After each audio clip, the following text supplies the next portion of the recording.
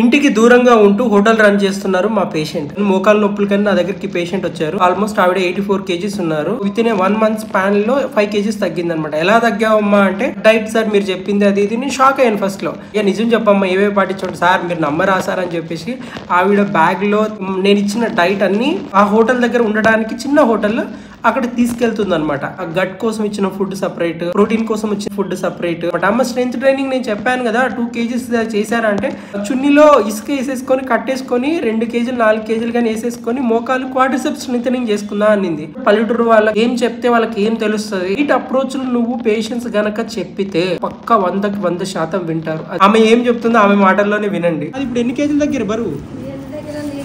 Almost 84 నుంచి ఇప్పుడు ఎక్కువ. ఒకసారి 79. ఇదేంటిది? ఓ అమ్మ